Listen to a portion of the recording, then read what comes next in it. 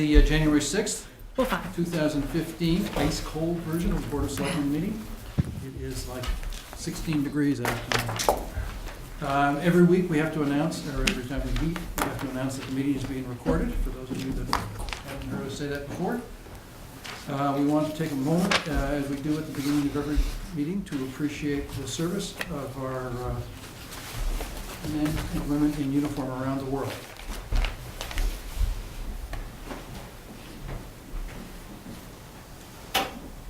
Thank you. We have a 7 o'clock appointment with the Medfield Housing Authority, and we're just waiting for the executive director to get here so that maybe we can start with some of the action items until the executive director gets here. Let's see, it says that I wish to discuss the Hale Place road condition. This was because we got contacted by a Hale Place resident who wanted to have the Road street repair, paved. yeah. And Hale Place is a private way. I reached out to Mark Sorrell, Town Council, and asked him how to go about that, and basically, but the town can't do work on private property, so as long as it's not a public way, we can't fix it. Once it becomes a public way, if we accepted it as a public way in the current condition, then we're not able to fix it and better the people on the street, is what I was told, so.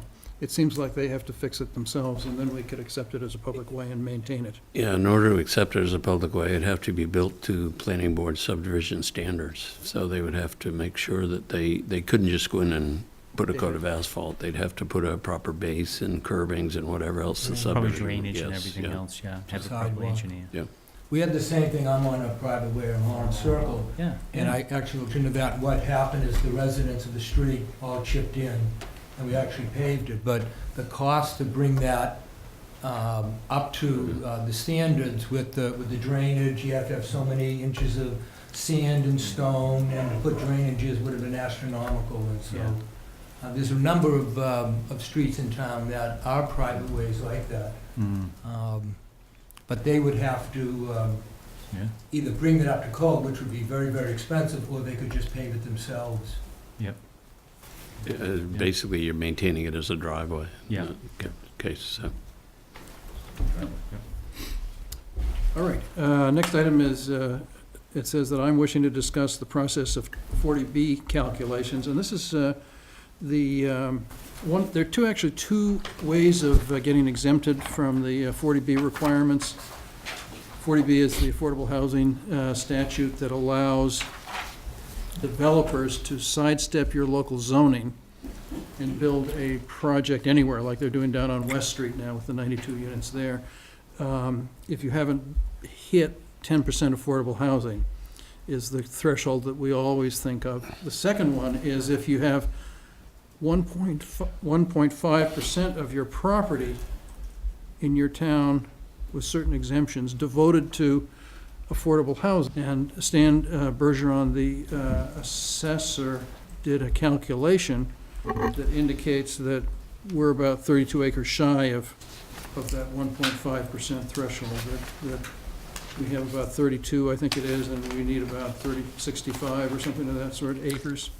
I think, his calculation, was 67, it looks like, I think, 67, 67 yep. acres, right, and we've got, 35 or almost 36 acres, So we're 32 acres short, and my thinking was that this might be one of those areas where we would want the people planning about the use of the hospital or the other town properties to think about whether we would set aside maybe some acreage at the hospital, and if we might not have to build the 170 units that we would have, that would get us to the 10% affordable threshold, but that if we had a 32-acre parcel or 35-acre parcel somewhere, that we might get to the 1.5.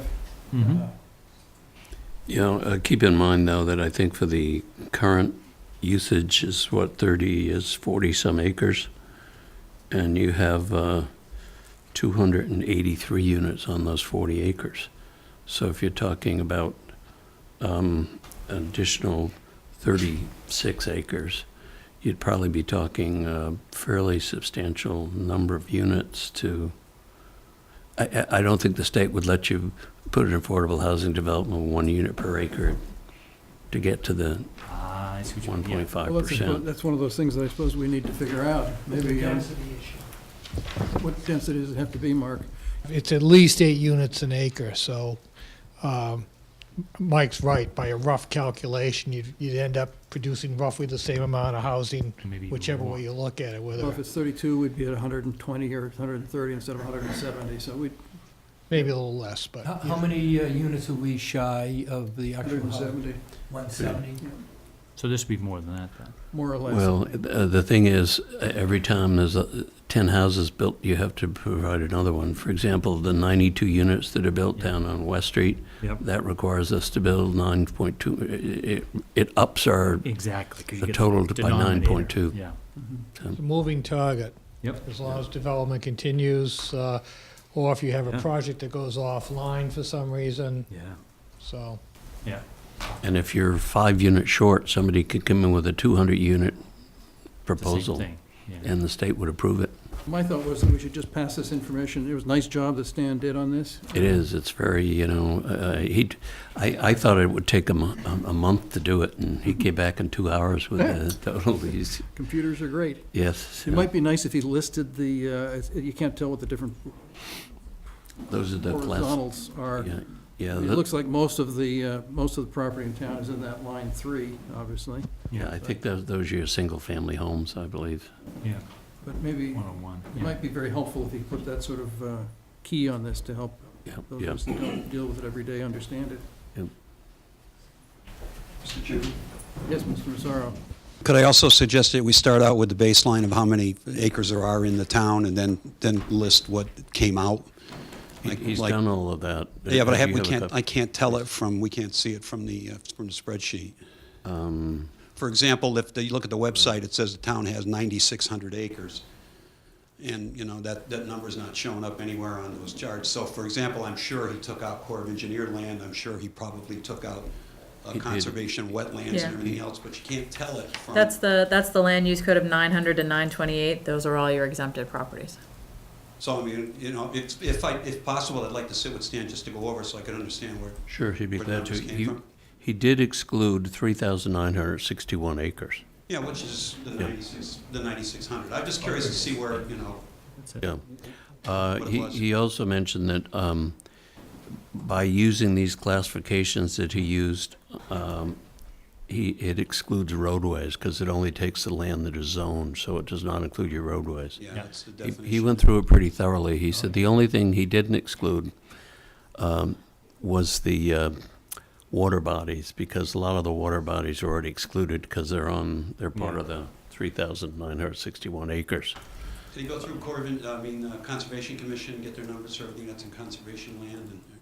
Oh, that's in all these categories. Yeah, That's so what it's- those yeah, things so are. I- They're wetlands. Just for my own yeah. edification, I'd like Yeah. to see where the numbers came from. I'm not criticizing the report or anything. I Yeah, just- no, he'd be glad to sit down and go over it with you, Great, because thank we also dug out the Norwood, when Norwood tried to do the same thing, and they had like a 48-page report on how they did it.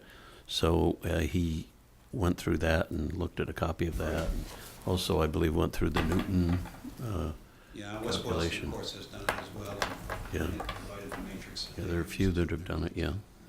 Okay, well, thank you. yeah. I'll get in touch with you. Sure. Yeah. Well, Newton was the one that was able to use the land, Right. correct? Yeah, well, because they're so densely Right. populated anyways, that's what worked for them. And I think that the Medfield Housing Authority Executive Director is here now, Yes, that's- and we've been, I guess you're on at this point. Maybe if you could just explain to. If you'd like to, I could basically go through the Okay, why don't you procedure go ahead, you need Mike, to then. follow. You've called a special election for tonight to replace the vacancy on the Housing Authority Board. The election consists of 7 members who will have votes. Mhm. The 4 remaining members of the Housing Authority Mhm. and the 3 members of the Board of Selectmen. So you need to open the election, call for nominations. After the nominations are made, if there are no more nominations, then you will close the nominations and ask the clerk, and proceed with the election and ask the clerk to call the roll. It has to be by roll call vote. Okay. Okay. So that I'll declare the election open and ask if there are nominations from the floor. Hi, I'm Eileen DeSorga, the Vice Chair of the Medfield Housing Authority, and I'm speaking on behalf of the Housing Authority tonight. Our chairperson, Lisa Donovan, was unable to make it. This is for the vacant seat for Roberta Lynch that has been vacant since she moved out of town in April. In October, 2 candidates came forward to the Medfield Housing Authority and applied for the open seat. In November, the Housing Authority Board interviewed and listened to both the candidates and voted unanimously to support Robert Kavanaugh for the open seat. So we're here this evening to ask the Board of Selectmen to accept and approve our nomination of Robert Kavanaugh to the Medfield Housing Authority. So I gather from what Mike Sullivan just told me that I need you to nominate him? I will I nominate Robert Kavanaugh to the Medfield Housing Authority. Thank you. Does it need to be seconded, Mike?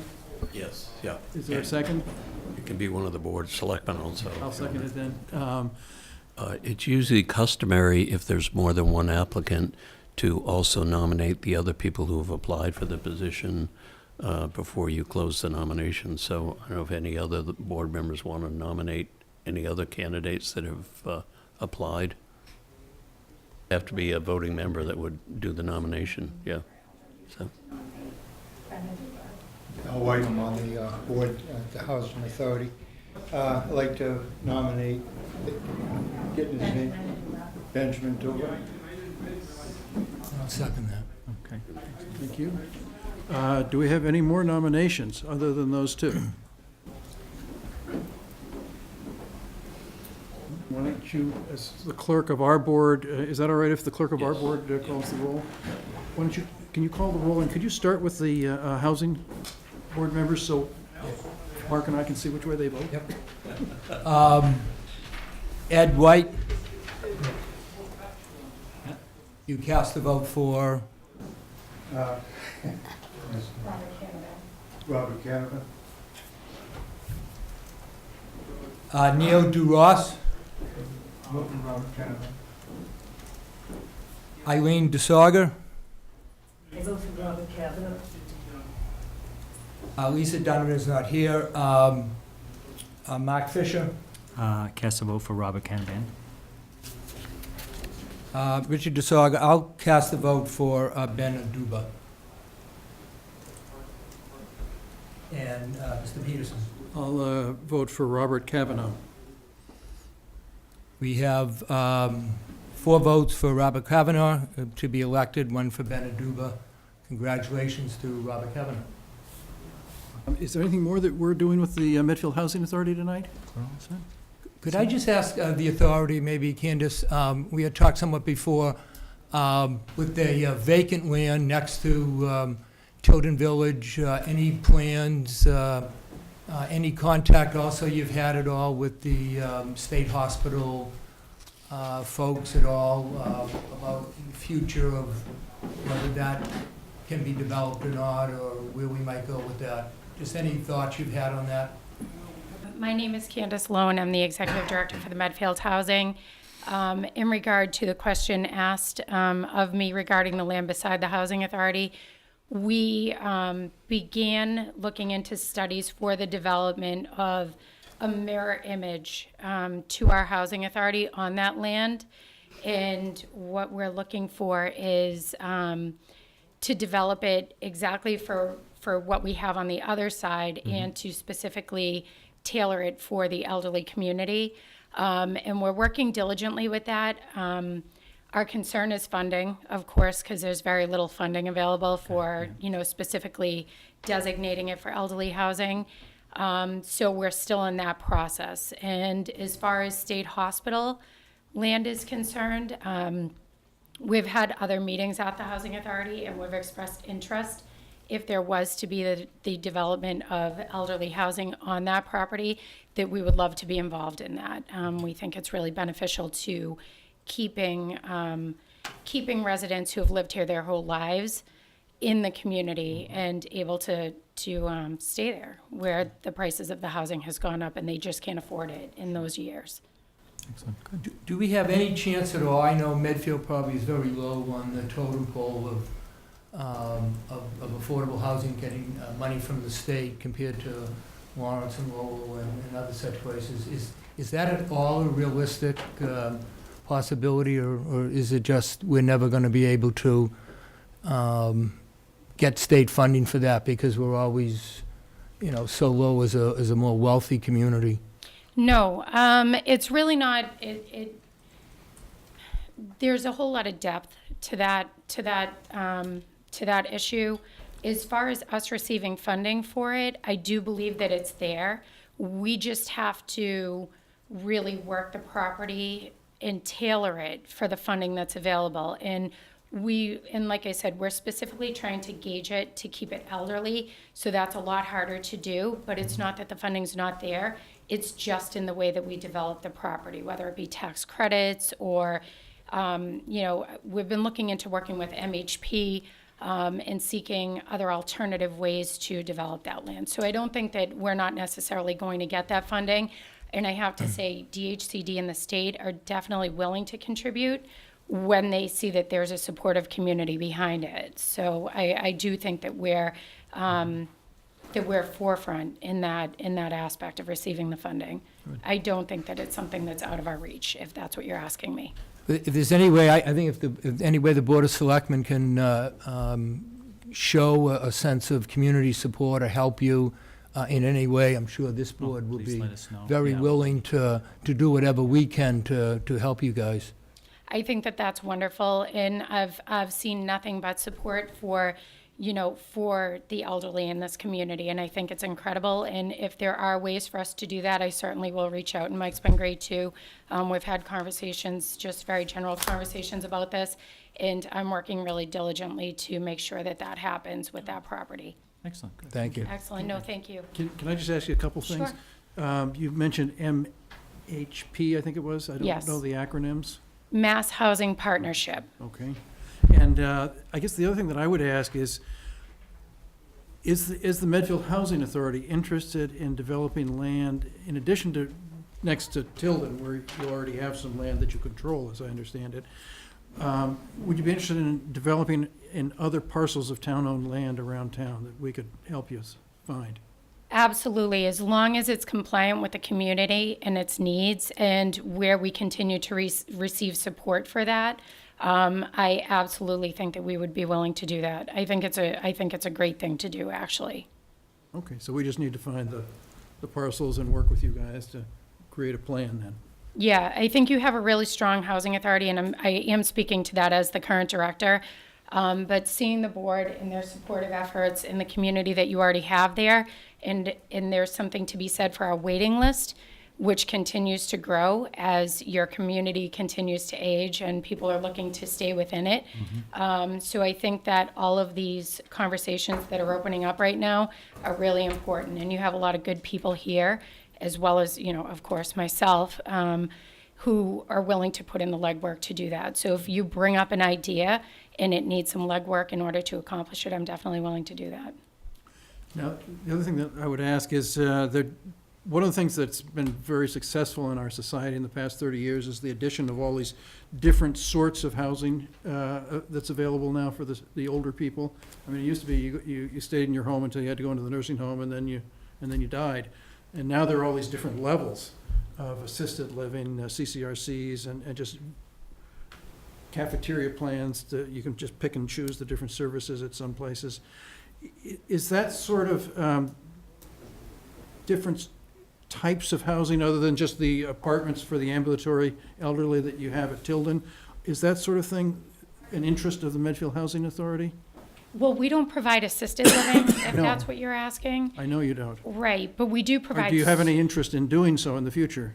Yes, if it's compliant with the programs that we can do through the state, most certainly. Again, we're willing to venture into, I think, and I can speak on behalf of the Housing Authority because we've had these conversations.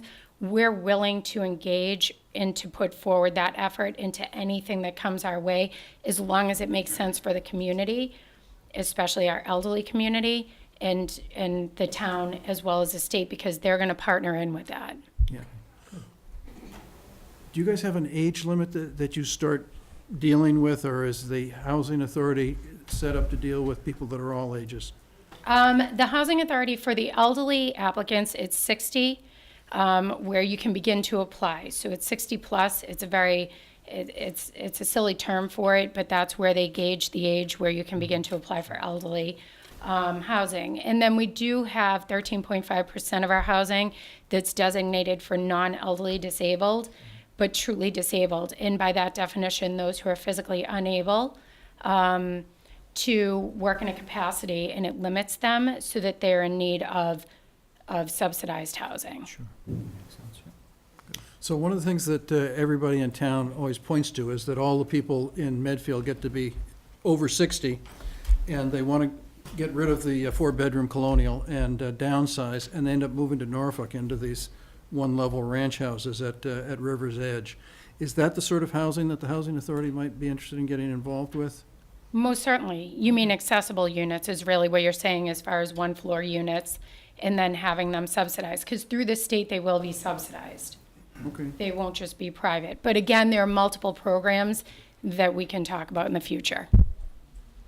Ken, I know in the past, the housing authorities have said that they are limited to low-income elderly housing. Yes, Is that the case? it is the case. So That's, I think that might preclude the type of housing that you're talking about from their charge. I don't know whether they could go beyond that outside of the statutory Yeah, definition if it's of. low income, you may not be able to afford to build the type of thing that they do at River's Edge, I suppose, so. No, I think those are, I understand those are are market 400,000 rates. and up. And I think you're talking, about low income generally is rental, not ownership. Well, and that works because for of the us in guideline. terms of our, meeting our 10% affordable housing if we have rental units instead of ownership units. Yes, yeah, but I don't think, I suspect the type of housing you're talking about is Wouldn't beyond the qualify. realm of low income, Yeah.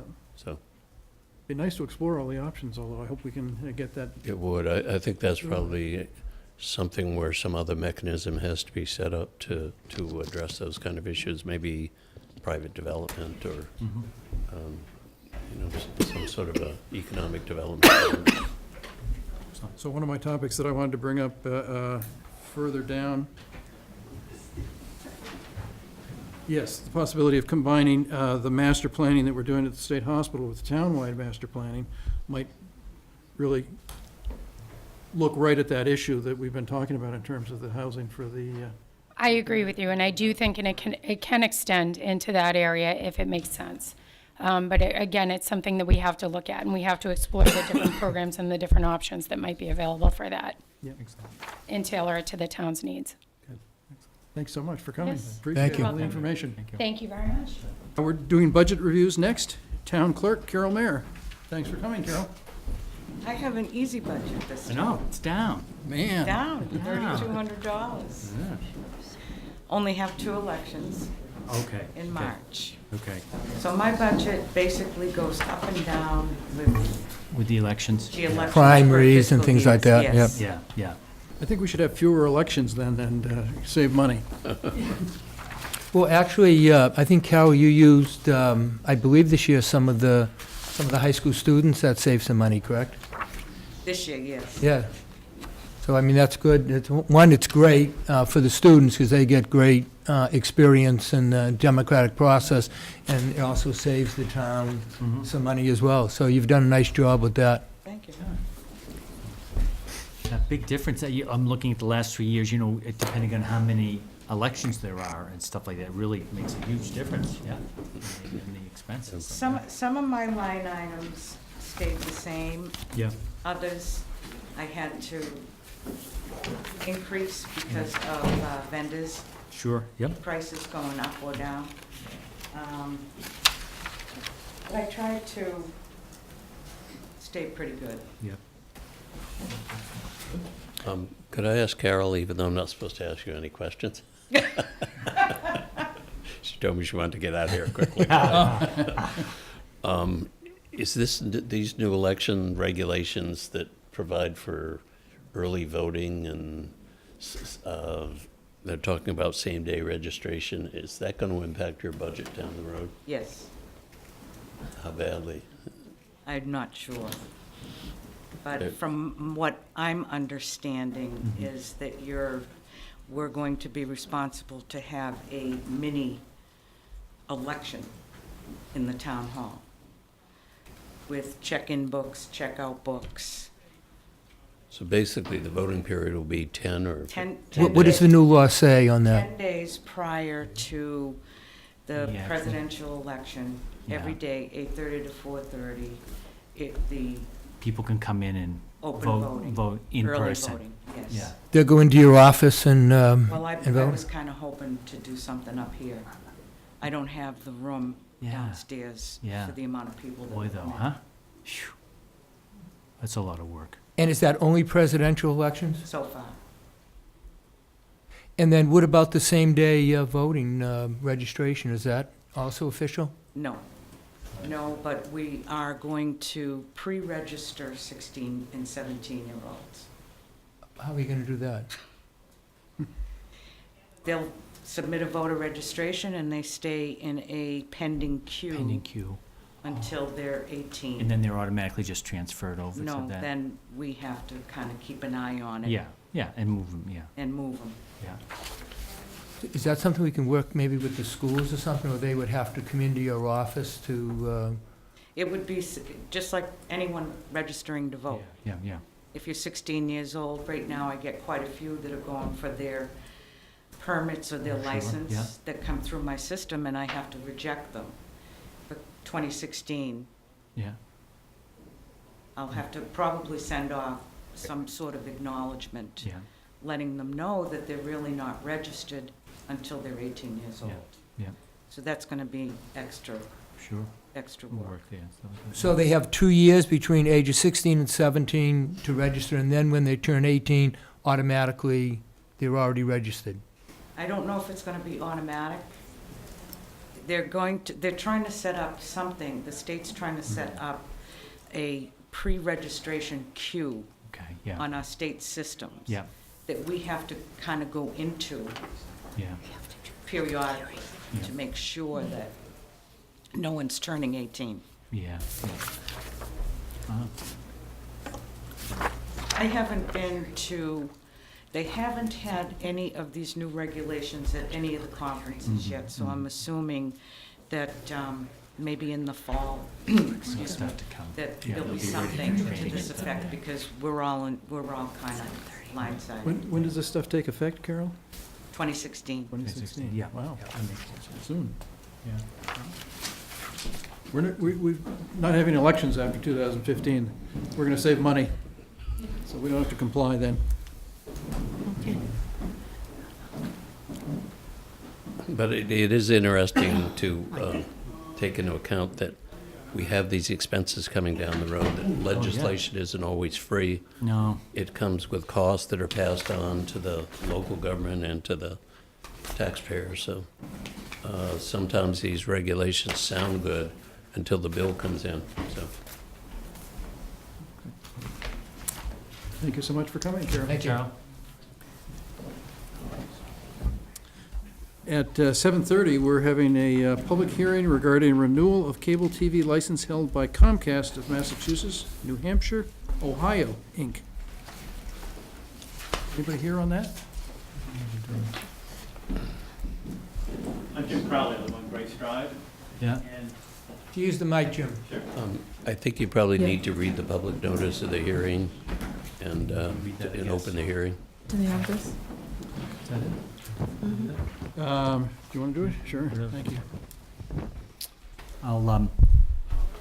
I'll read this notice here. Just, this public hearing is being held to hear from the public regarding the renewal of the cable television license of Comcast of Massachusetts, New Hampshire LLC, and to comply with the regulations of the Massachusetts Cable Division, Department of Telecommunications and Cable.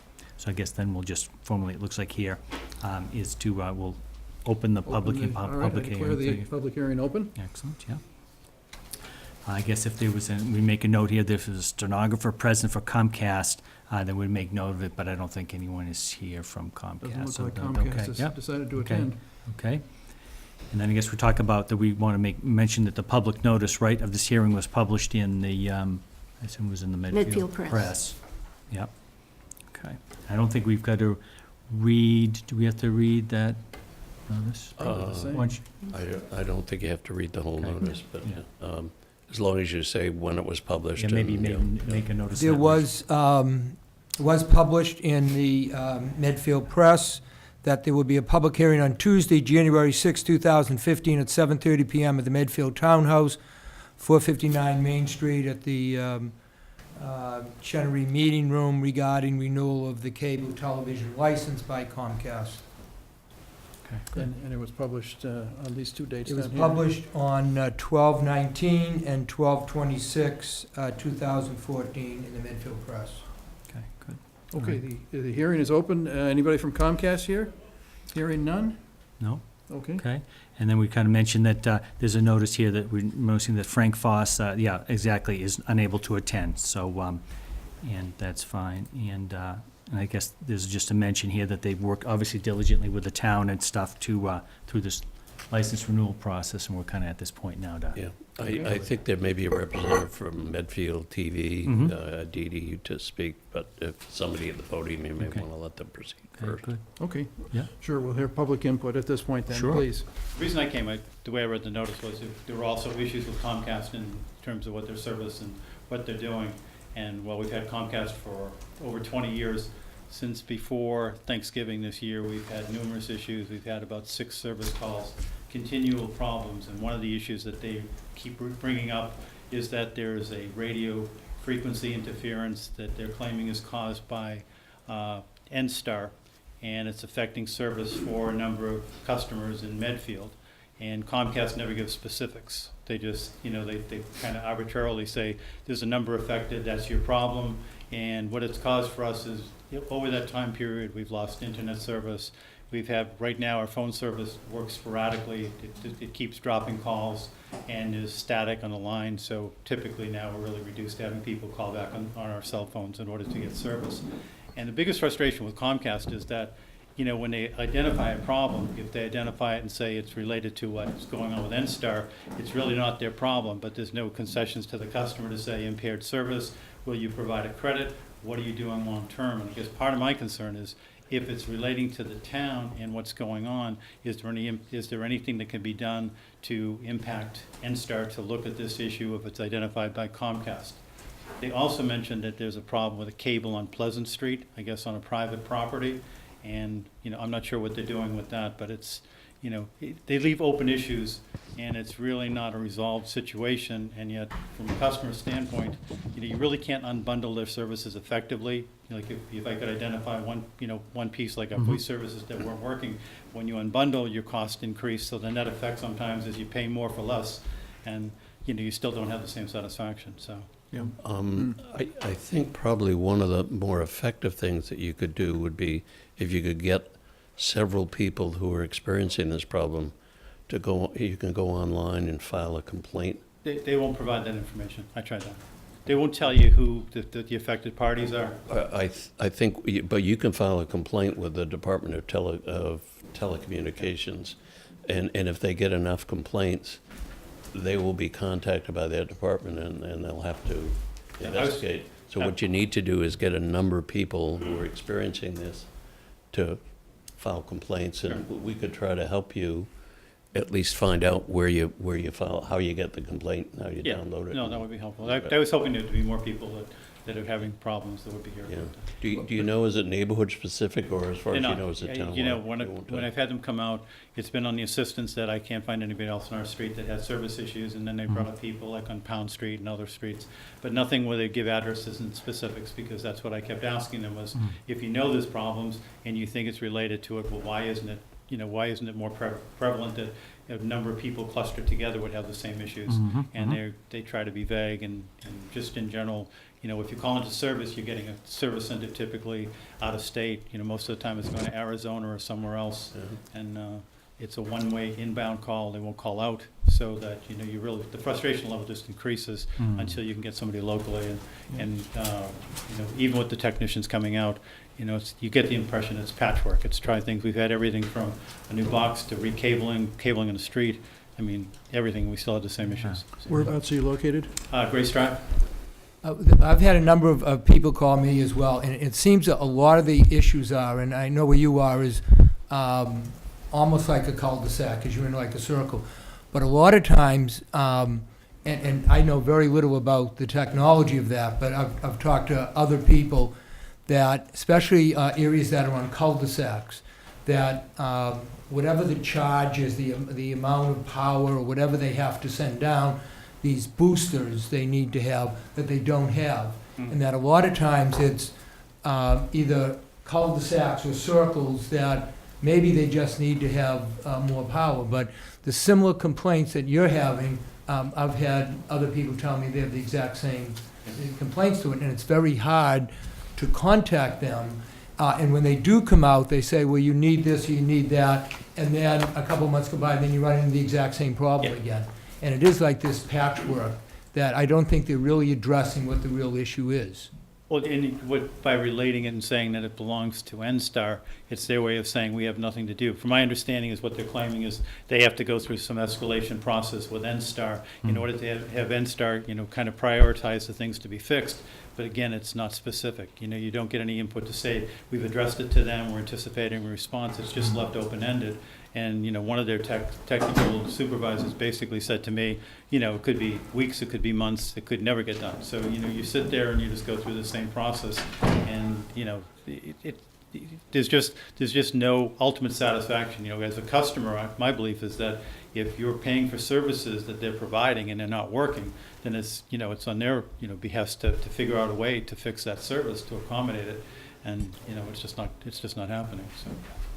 We'll be glad to call. I think the problem is we're going to run in the same situation you do, that they don't respond.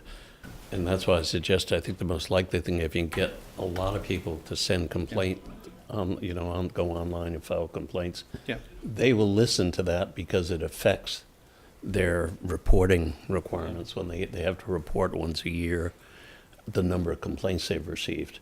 And they don't like to have a large number of complaints. So if it seems to me that's probably the most effective way to do it. If you want to call tomorrow, I'll be glad to maybe get the name and talk to you about. At least I can try and see if I can have any luck with it. All right, great. And hopefully maybe some people that are listening are going to listen tonight and stuff like that, or will tape it, will hear your comments, and maybe that will also help to prompt some other people, right, too. And maybe cable or the town's website could give some information on how to access the reporting form.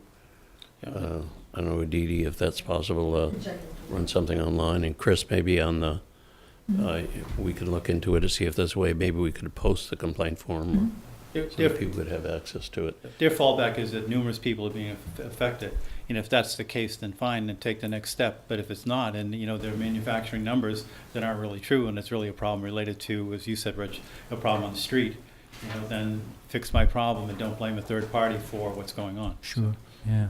Is there something we can do before we okay this license to see if they can address some of these issues? Russ Hallisey, I'm 11 Ledge Tree Road. I'm a terrible consumer. I always give in, and I always get tired of complaining to the companies and all and whatnot. But since I'm here on another matter, I decided, well, why don't I put my 2 cents in? Number one, when I joined with them for a couple of years ago with Comcast, I did it on a promotional basis, and they were offering a $500 gift card if you signed up with the triple play or whatever. So a couple months go by, I didn't get my card, and give them a call, and they said, oh, you got to wait 6 months before you can get it. So 6 months go by, 8 months go by, I still didn't get it. So then I started getting the runaround. Oh, it's a third-party provider that handles that. I call them, they give me the runaround for months and months. And so now it's been 3 years, and I basically forgot about it. I mean, you know, given up. What are you going to do about it? Call the Attorney General or what? So I don't know. So then the other problem that I have with them is the boxes. I've been through 3-4 boxes, cable boxes. And, it finally works or something, but it's a very annoying process. I mean, I don't know what, you have, what you're going to be able to do when you review this, get anything out of them. You're probably not going to get anywhere with them. It's just going to go on and on. But, between poor service at times, between poor boxes, you got to go to Needham to replace your box. They don't even come to your house to do it for you. They're basically collecting a lot, and my bill's going up this month. They're doing very little work, very little great service. And what you can do as a consumer, you've only got Verizon, you got them, digital, the Dish Network, and Verizon's the same way. You got customers all the time that are complaining about things as they go. Just the other day, my box was answering me back, can't connect for some reason. And you just live with it. So I don't know if it's, and most people are not going to come in here and speak to it. I wasn't going to come in. Since I was here, I figured, what the heck. And I'm sure everybody in Medfield has the same problems. They probably called and, given up, or just live with the lousy service or the lousy technology that they do. And they're charging a lot of money. So, my 2 cents. The only good thing you can say in Medfield is that we do have the competition, because you have the choice. A lot of towns, cities and towns That's just it, have you have one nothing. provider. Yeah, but you know what We the have bottom two. line is? They're all terrible. You talk to friends of mine who have Verizon. They have problems on and on. Eventually it gets fixed. Eventually it works, but they're not good products, any of them. The real problem, I think, is they consider Washington the place where they want to be, not Medfield. They are doing everything in their power, and there was almost legislation, I don't know if you remember the legislation that went through last year, that almost went through, that would have totally stripped local government of any control. We have very little as it is. For example, you mentioned rates. The federal government has stripped local government of any authority over the rate setting process. We can't do anything about rates. It's all up to them. Because these guys are down, these cable companies are down in Washington, and they're in Boston, but really it's Washington where they have their power. And they get legislation passed that keeps stripping away any authority to control them. And to me, that's the real problem. Well, what control do we have? We have this license approved before us. How do we address some of these concerns with the quality of the service? And I think the real thing is to flood the state with complaints. That's how you get service, because that's what they don't like to see. They don't like bad reporting, that they have a lot of complaint activity, because that shows up in some of their documentation. Beyond that, I mean, what are you going to do, not issue a license? And then you fall back into you've only got one company and you got no competition at all. So it's a difficult process, you know. You can try to get them to come in and address it as part of the, requirements, but if they'll probably give you the same tale that you got, that they'll look into it and get back to you. One quick suggestion to find out, maybe if there's more people are affected. I know you send out your newsletter. If you put a comment in there saying, how many people are affecting, have services that are being impaired supposedly by, an outside, what they're talking an RFI effect or radio frequency interference. Mhm. And at least have numbers, because then it becomes more palatable rather than trying to find out. Yeah. But if they report this to the selectmen, it really isn't going to do any good. Well, at least you have numbers. Yeah, I'm saying well- to the process of trying to find out if you're going to flood them with complaints, at least if you know the number of people being impacted and people say, you should let them know, we're trying to find out, a way to address Comcast issues. Because individually, the satisfaction level is just not there. Right. Yeah. Well, I think your suggestion is a good one, because I don't think the average person knows where to send the complaint into the state. Yeah. And if we could find out who exactly you send it to, that it does matter, and we can post that and we can advertise that and put it on our own websites and blogs and everything else, then people would know if you think that's the best route. I think that's definitely the best route. That's where you'll get a response. If they start getting a lot of complaints, official complaints to the state agency that's in charge of it, Yeah. they will respond. Yeah. But I think as the other gentleman mentioned, if anyone said to us, somebody owes me $500 and I'm just not going to bother pursuing it, you'd say you're crazy. But you get so much frustration with the, the large organization that Comcast is, that you accept that that's just part of doing business. And I think even some of the service issues that are out there, you just get so frustrated, you say, okay, it's not perfect, it's not working the way it should be, but it's Comcast or it's, Verizon, whoever you choose. And, I think that's become kind of an accepted part, because you realize that the process of going through to get satisfaction is so difficult and cumbersome that it just forces people to give up. Yeah. And I think that rather than spend the money to have these boosters, whatever else, as you said, they come up and say, well, you gotta replace this box, you gotta do this or that, and it's a Band-Aid approach, and then 4 months later, you got the exact same problem. I'll give you the experience we had. They came out and replaced the box. That didn't work. So they sent another tech out, and he said, you need to replace the wire. So he's replacing the wiring from the street to our house, and Rich knows our house. It's a good distance down from the street. He's replacing it in the dark, because he came out last call of the day. So then that didn't work, so another tech comes out, and he's rude and obnoxious and wants to leave because it's his last call of the day. So I pursued it further.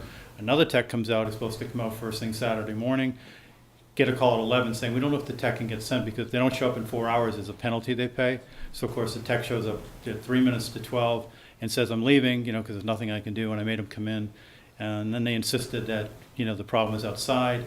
We lost our services for 2 days, and I kept calling through the technical service people. They finally came out and said, no, it's not due to this other outside issue. It was really something due on the pole that was outside of our house. And, it's just that part that unless you're willing to put up a lot of aggravation and a lot of frustration, you just kind of give up, and that's it's just kind of the sad part. And I think that's what they count on, that people won't, will only go so far. And, you have to be available for service calls, and you have to be there. And that's also part of the frustration, that you can't always do that. So.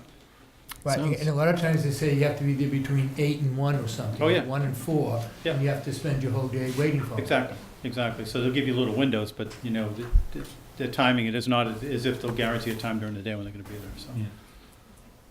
Sounds horribly frustrating. Oh, it's been fun, yeah. Bigger isn't always better.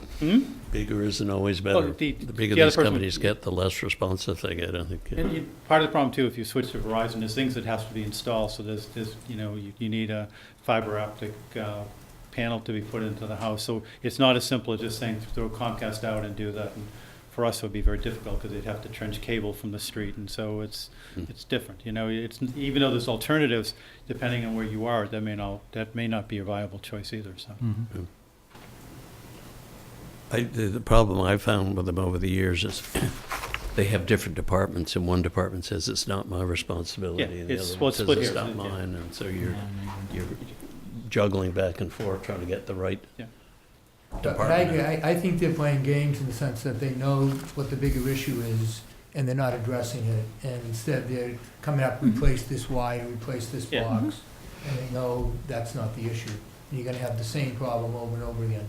Well, the last alternative that was presented to me was they were going to bring in a second box. They would split the services out, so they do internet and TV on one box and do voice on the other box. But he said, we're not sure that's going to work. And I just said, well, why do I want to put one more piece of equipment in from Comcast when they're not certain that it's going to even work? So it's. Medfield TV have any input into this, or do you guys have any, I gather that this probably isn't your realm. I think these are two separate issues. One is with the Comcast signals that are coming, and what we do is entirely just programming, and we're responsible for the community television part of Yeah, it. so you don't gain any knowledge about Comcast just through dealing with them, and, I think for us, we have a dedicated line Yeah. if we have any customer service issues. And it's not that we haven't had issues with that, but we have the same people coming over, so once we know the technicians, the response is a little faster than otherwise. Mr. Sorrell? Oxerell Town Council. As was explained to you at a prior meeting when our special counsel, Bill Solomon, was here, we're proceeding on 2 tracks. And the purpose of this hearing tonight is to some degree to preserve the town's rights on the assumption that our negotiations with Comcast are going to end up with a mutually beneficial agreement that will benefit the town and cable TV financially. We have a mutually agreed upon agreement at this point, don't we? No, it's not finalized. Oh, it hasn't And been. that's why Oh. this hearing is going forward. Oh, okay. So, to some degree, I understand the frustration people have. You're dealing with a huge corporation. That being said, you've got several options. Number one, there is a grievance procedure in place under both our agreement, the current license, and also at the state level. Number two is the competition component, both that there's another cable carrier out there, and there is alternatives to that. And while that may not be palatable to subscribers, it's not particularly palatable to Comcast to lose you either. So if you make contact with the right people, generally you'll get some satisfaction. You may just need to be persistent about it. What's the grievance process you're talking about? Do you, what Mike is saying, to contact state officials? Yeah, I think it's spelled out in more detail in the agreement as to how you, they're supposed to make available contacts, et cetera, so that grievances can be made. And if there are deficiencies, those can be brought to the attention of the state cable commission. Hypothetically is charged with taking action. Understand it's another revolving door agency where industry people end up on the cable commission. So, Well, but at least we should publicize the grievance process and the forms and make I mean, those available. if it's fairly widespread, then obviously you'll get their attention. If it's an isolated thing, probably not. Right. But it sounds like it's more widespread, so. Now, part of the negotiations is addressing the enhancements to the station and the whole infrastructure and all, and that's probably the most sensitive part of the negotiations. It gets to the limits of what Comcast feels they're obligated to do for the municipality, so that's really in limbo at the moment. So what are we being asked to do as a Board of Selectmen tonight on this hearing? Do we? What you're actually doing, basically, and Just again, getting this input? is, understand that the legal apparatus has not changed significantly from the early days when it was like the Wild West out there, where you had single carriers in communities, or maybe no carrier at all, and you were awarding a license to come in and create infrastructure and from the start. Now, not only is most of it built out, but in fact you've got two carriers, just cable, and then there's all kinds of alternatives out there that are hybridized versions. So, And I understand that Verizon's not opening up new communities at this point. They've drawn a line. so they're here, and So we're you should be fortunate to they're have them here. So, again, the purpose of this hearing is to hear people's concerns, and it's certainly relevant to document problems that people have had with the carrier. But that being said, we would anticipate that the formal process is going to be short-circuited by reaching an agreement with Comcast on a voluntary basis, which would be deemed to be mutually beneficial to Comcast and the town. Can you, when you talk to Bill Solomon, our special counsel on this issue, can you let him know that we've had these complaints and could he carry those to Comcast for us? Yeah, he was aware. This is Not news to him. it's been discussed in the course of meetings. Okay. So in terms of our hearing then, it's just a public input hearing that we're doing? We're not making a, we're Right, not and he gave taking you a vote sort of or an anything? outline or a script to go down, and just, it's to show that we have taken the first steps, documented that we had this hearing, if for some reason the negotiations with Comcast were not fruitful.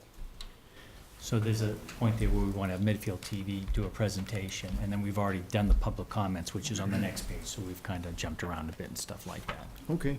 All right, so I'm going back with the bylaw review committee if you need me. Nice to have you here, Mark. Talking about dogs and noise. The important stuff. So that, I guess on our script here, Aditi, we ask you to update the town about where Medfield TV has been, where they are, and their general goals for moving forward. Good evening. I'm Aditi Tate, 6 Liberty Road. I'm the executive director at Medfield TV, and I am really responsible for the production, programming, outreach, community outreach, and operations. Currently, I'm also coordinating plans and logistics for the new construction at Medfield TV's new studio at 18 North Meadows Road. We heard a lot of complaints about Comcast, but I just want to say that because we have the cable television, we are able to bring you quality programming, and we are able to, so there's positive aspects to it. So, there's a number of negative aspects, but we do get the community voice out only because we have the cable television station, both for Verizon and Comcast. So we are a thriving community access television as compared to any of the surrounding towns, and you'll hear a little more details later on. We cover numerous events for public, education, and government channels. Our talented staff and volunteers work tirelessly to create quality programming for the community. We have enthusiastic support and participation from the Medfield TV board members. They're all here today, most of them.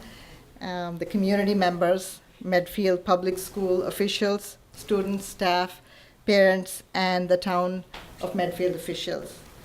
So there's also enthusiastic support and participation. So thank you, everyone. So today, the past, present, and future will be presented by one of our board members, actually. Chris Stevenson is here. And we also have some producers and hosts and interns and volunteers who are here who will be talking a little bit about their experience. And I promise it'll be brief overview and brief talks. Okay. So thank you, Thank you. and Chris will go next. Thank you, Aditi. Thanks for taking the time tonight to carve this hearing out of your meeting. This is my second meeting. I've lived here. My name is Christopher Stevenson. I've lived here since 1992. I'm embarrassed to say it's my second meeting, but I'm always impressed with the good work that you folks do, so it's much appreciated. You mean this is your second selectmen's meeting? Correct. Oh, thanks for coming back. Yeah, that was so good. I had to come back. See you in another decade. Couldn't get enough. Yes, exactly. I live on 30 Cross Street, and I've been a board member since 2010. I had to check my LinkedIn page to find out when I actually started because the years have gone by so quickly I wasn't exactly sure. And I have the pleasure to talk about a great organization. We've heard some complaints, some issues with Comcast, and I'm sure those are standard. But I work with a great group of people over at Medfield TV. And does anyone remember what we used to be called prior to 5 or 6 years ago? Cable 8? Yeah, Channel 8, right? So, kind of in the where we were category, we had kind of a weak identity. We had a not great name recognition because we were named after a channel. And so not good for branding, but also not good just technically. So one of our things that in the past is sort of name recognition and just overall identity. Additionally, to go along with that, we were only operating on a single channel. So we were only on Channel 8, even though we had a fuller spectrum to cover the public, educational, and government channels. We had great sports production, but it was managed by a single staff person, and we had a very limited crew of volunteers to help with that. So one person kind of being a hero and doing great work, but it was quite limited in its scope. And there were a lot of sports that happened in Medfield, so it's tough to cover all of those. And we had no real active outreach program, so no real engagement with the community in a meaningful way. Mm-hmm. And we were doing about 115 programs a year on average. Where we are today, we now operate on all 3 channels, the public, government, and educational channels. We do great sports production still, but we cover a larger swath of those because we have an army of volunteers. I know because I have volunteered myself to do boys volleyball, and I hope none of you actually heard those broadcasts.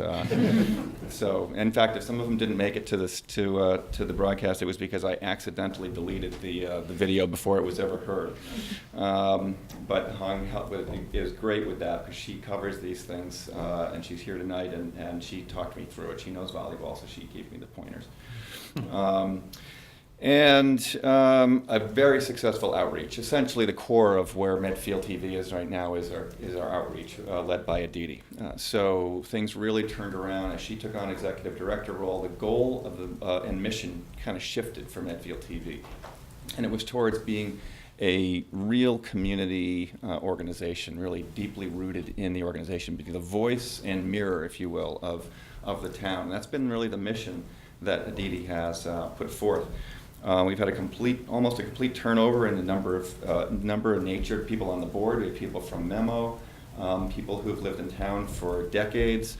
It's become a real interesting community organization. Set aside when all the TVs are turned off and the cameras are quiet, it's a community organization at its core, and that's really exciting. We have now 79 people volunteering for the station at various times throughout the year. Congratulations. So that's been a huge testament to Aditi and her outreach. 43 producers, hosts, camera operators, 21 sports announcers, 21 and a half if you include me, 15 students and interns, and that's a big win for us because it's been harder and harder to get kids engaged with the station. So very exciting and a huge testament to the leadership. 330 programs this station produces. To give you some perspective, that's roughly 2 times what your comparable town is doing. So not only is it huge in terms of showing the scope of what the TV station can do from the sheer number of volunteers and so on that it takes to do that, the hard work of the staff producing that much material, but it shows that there's that much interest in what the station's doing and in the number of voices we're able to get out there through this medium. So very exciting to announce that. We've got a volunteer and training program for interns, and you'll be hearing a little bit from some of our former students and interns. And community bulletin board, public service announcements, just a huge swath that we're hitting currently. There's an Alliance in Community Media Award we've won, Excellence in Media 2013, 2014. And as I mentioned, those are the X's and O's, but really at the end of the day, the culture that is there, it transcends the people, and the people are awesome. But the culture, no matter who's in the situation, really carries on and persists, and that's what's really exciting about sort of the mission and culture is the biggest change over the last few years, and it can be seen in our programming. Future plans, we have a new studio. We're very excited about that, and we're moving over to where the bank was. And a new branding and messaging, so a brand new logo, new look, new messaging. It's very exciting. I was actually going to show a picture, but I think Aditi wants to keep it secret, so we'll just keep it under wraps for now.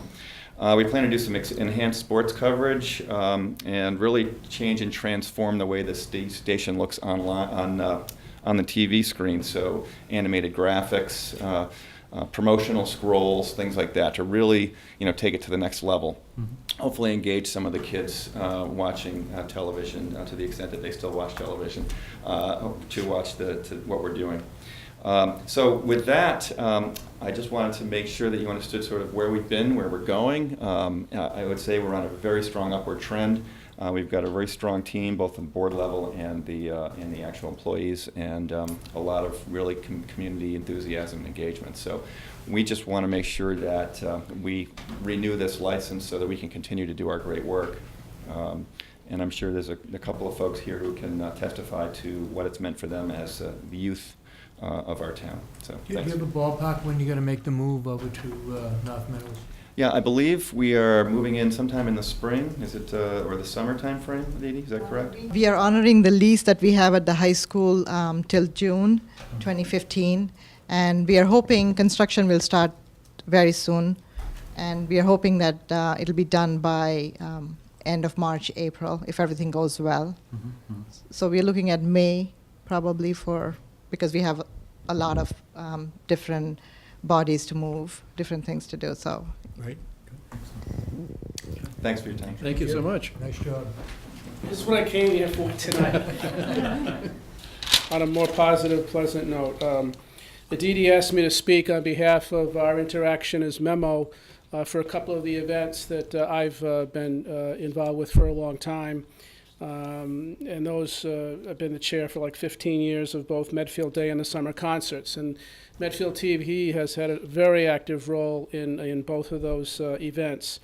On Medfield Day, they come and they set up a booth. They cover the events all day long, rain or shine. They interview event goers, booth exhibitors, and Memo volunteers. And they video record the various entertainment acts that we have. And then they get it archived on the cloud somewhere so that everybody can go back and look at it again and enjoy it. On the summer concert series, again, many years been involved with them. They record all 9 concerts. They get there, an hour or so early, set up and everything. They do the whole concert. And then again, they archive all of the concerts on the internet again.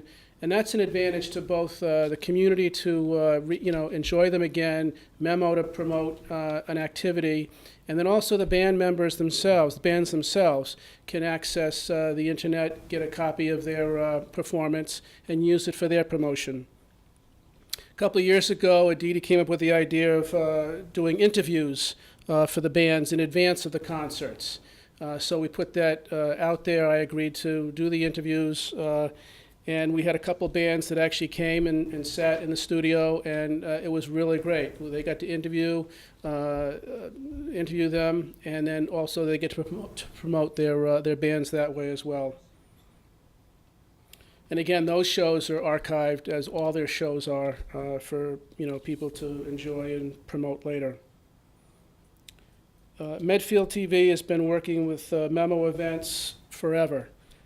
Anytime they're asked to cover anything from Memo, I personally know this, they do their best to get it done. I want to say that Medfield TV is a tremendous asset to the community. They're always looking for other ways to find interesting things for the community.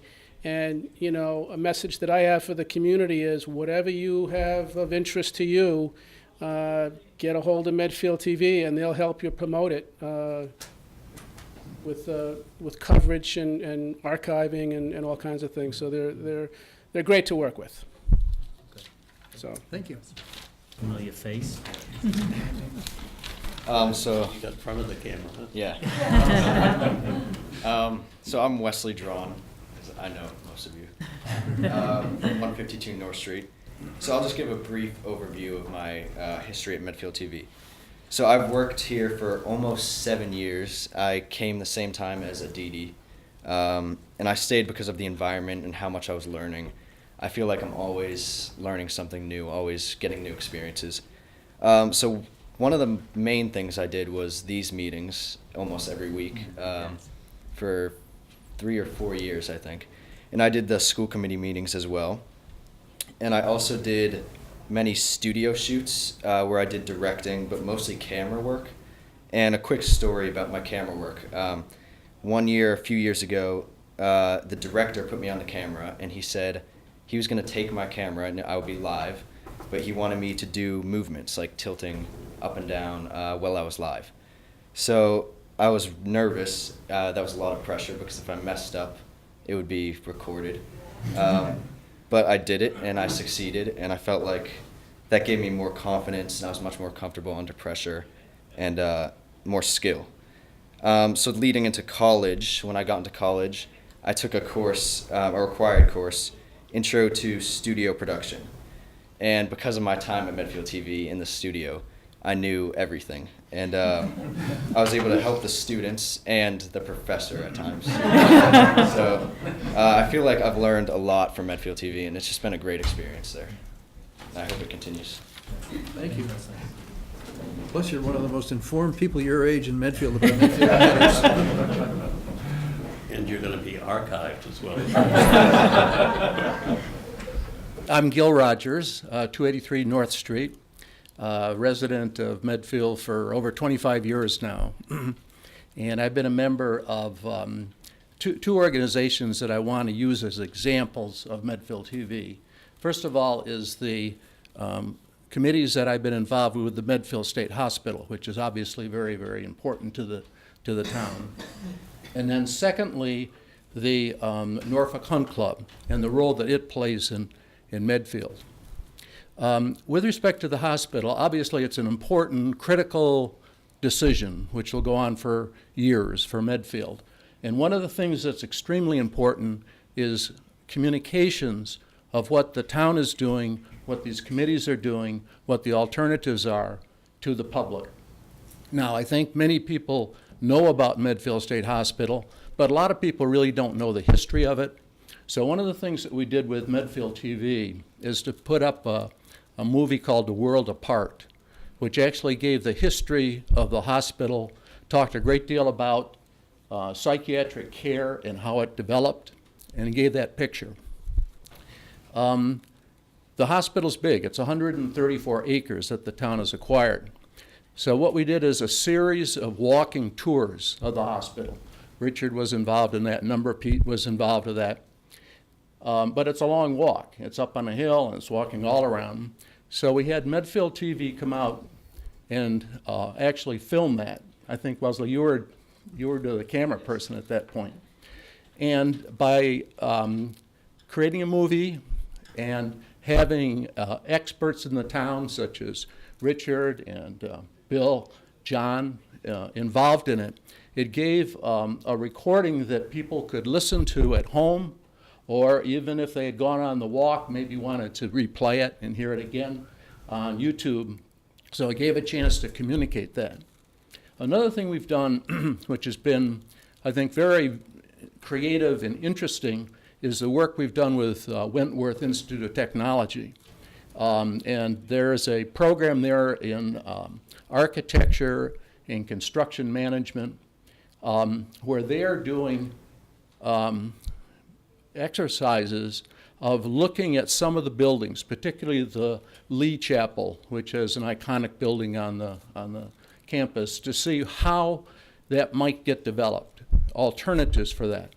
And as a result, they've come up with very creative ideas and designs, which are stimulating in the sense of what you might be able to do with it. They had an exhibition last spring, and Medfield TV actually recorded that.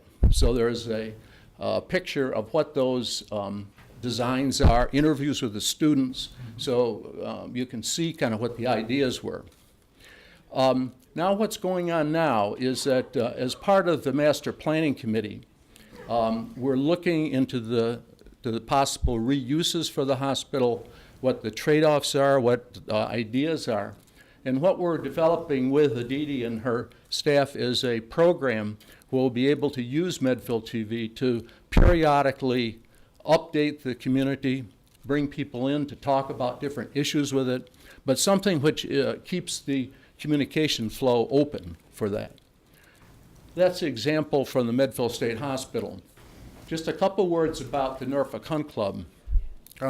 Lots of people kind of heard about it a little bit. They see it, maybe they go to a hunt, but most, in general, I think, people don't know very much about it. They don't know, for example, the amount of land that's being managed by the hospital, something like 200 acres in Medfield and Dover, including the steeplechase course. So it has a very important impact on the town. It has a lot of historical significance as well.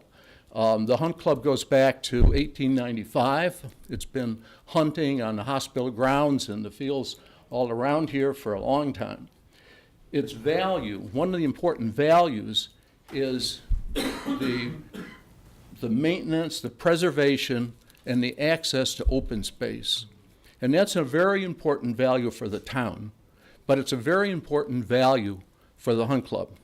So one of the things we've done then is to use different vehicles to try to communicate that. One of them is a program that we have called Polo in the Country, which is a lot of fun. It's in the fall, it's in September, and it's a polo game, but it's a lot of other things too. We show demonstrations of fox hunting. We'll have dressage exhibits, these sort of things. And I think for at least 12 years now, Medfield TV has been recording that. And there's been broadcasts of that so people can see it. And as a result, what's happened is polo in the country has become a big event for the town. Last year we had I think it was over 1,000 people that came to watch this.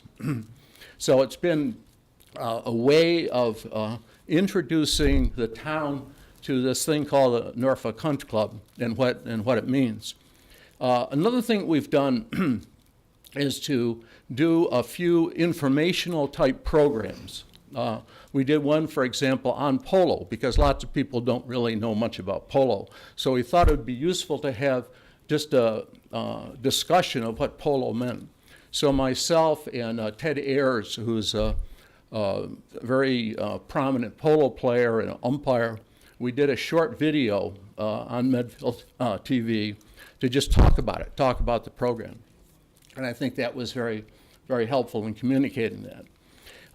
Then finally, because a lot of people don't ride horseback and they don't know what it's like to be out in the trail someplace, we thought it'd be useful to do a video on fox hunting. And we do a certain kind of fox hunting called drag fox hunting. So we did a video, and it just got completed, on fox hunting, what it meant. And it's going to be broadcast, I guess, starting this week. One of the things I think that, we always kind of come up with interesting ideas. So part of the video is actually what it's like to be on a horse in a hunt. So we did one of these GoPro recordings, and some of that's introduced into the program. In concluding, kind of just summarizing, I just have to give a great deal of credit to the directors, to the staff, Dee Dee, Hong, Jim, Sam, who's a volunteer running the controls here, about the support they've given. I think one of the things that I would echo the point that was made earlier is the flexibility and the willingness to try different things. If we have an idea, why don't we try something like this? The response is, yeah, let's do it. Let's try it out. Let's go for it. And I think that flexibility is just really, really important. And it's helped to really establish this communication flow, which I think is much, much stronger now as a result of Medfield TV. So I strongly support the renewal of the license agreement with Comcast. Thank you. Thank you, Gil. I just want to give a plug. I know he's not here and he's not feeling well, and that's Jack Peterson and all he's done with Medfield TV on everything from Medfield history to the Merchant Marines to interviewing Mike and the selectmen. And so if Jack is listening, we hope he feels better. But he's a key component to Medfield TV. His voice, his presence, and all that Jack has done. So he's a key person with you. Indeed. Hi, I'm Alex James, and I live at 172 South Street. So I just want to tell you a little bit about my experience at Medfield TV. I started there about 3 years ago when I decided to stop being a finance major and become a communications major, which was kind of a big leap. But I thought I should get some experience in the field before I started applying to colleges. So I heard about Medfield TV, and I started interning there. And just right away, I was thrown into editing, going on location, and shooting things. So I felt really confident applying to colleges because I just had all this experience already. And I got to take a lot of that experience into college. I directed my first show at Medfield TV and got the opportunity to do that at school. I do a lot of editing at Medfield TV, which is also something I do a lot at school. And then this past semester, I was out in LA interning for MTV News, which I honestly don't even think I would have gotten that internship if I hadn't started at Medfield TV. So that was really, really cool. And at MTV News, I got to do a lot of filming there, and I actually had to teach them part of the editing software, which I learned at Medfield TV. So I just felt like I was teaching all these executives there, like the editing software, which was really cool, that I started just at this production company here, and I've got to do it out in California. And I also got to film a music video out there, which was really cool. And our shooter actually canceled on us. And my supervisor just turned to me and he was like, "Would you mind shooting it?" And I was like, "Yeah, I've worked with that equipment before. I've shot concerts here at Medfield TV." So I just felt really confident like going into that. And every semester I'm back in Medfield, I always come back because I just love working with the people. Everyone is so nice, so friendly, so supportive of me. I've gotten to mentor a couple kids who have come through the program, which I just feel like is a really great leadership opportunity. So yeah, I just can't say enough good things about it. It's been a really amazing experience, and I'm going to start applying for jobs now. So I just feel like I got a really great head start. Good. Excellent. Thank you. Wonderful stories. Anybody else going to jump up or? No, we're. I said brief, but. Oh, it was wonderful. Thank you. Thank you. Can I just? It doesn't go up till 9 o'clock. Aditi, you mentioned that your your directors are here. Could you maybe just introduce the people in your board that are here? Absolutely. Why don't I have them stand up and introduce themselves? Chris, you already met. Yep. This is Chris Stevenson. I'm Monica Bushnell. I'm at 41 South Street, and I have to say it's a absolutely incredible organization to be a part of. I've watched it from the perspective of a son who was very involved and from 6th grade could already start doing stuff because it was okay for kids to learn that if they made mistakes, that was okay. That was part of the learning process. And that kind of whet my appetite and eventually jumped in as well. And it's been a very, very satisfying experience. And I think we're all thrilled as we look at what's coming, that with the move over to North Meadows, it's very exciting. I think the future is very bright. And I think the board feels like we have such a treasure in Aditi. My name is Patty Lynch. I'm at 1 Shawnee Road and have been in town since 1990. And I've been on the board of Medfield TV since it was Cable 8, probably 12, 13 years maybe. So did work with the one employee that we had and the very limited volunteers. And we really are very, very proud of what we've been able to accomplish in the last 10, 15 years. Again, I want to reiterate I think a lot of that had to do with our support and our growth from presenting new ideas and new ways of managing the station. That was really positively received, and we were able to get other board members. We were able to employ some people in town. We were able to ultimately put into position our executive director, who's done a fantastic job just sort of spreading our message and creating that culture of, helping you to grow and learn and supporting what you do. So I'm very, very proud to hear all of these experiences and very happy that they've been so positive and look forward to the next years. Lucille Fisher, and I live at 3 Kenny Road. I've lived in Medfield for 30 years. I am a new member of the board, about 2 years or so, 2 or 3. Honor to work with these people, very exciting, and thank you for listening to us. Yes, tune in. Thank you all for what you do for Medfield. It's very noticeable how active and how interesting Medfield TV has become. I love it. So thank you. And I'll share with everybody. I think I've already shared with Aditi my idea for a new show in your new location, but it would be the drive-up window. Make use of that for the random drive-up show. Drive up and say your piece.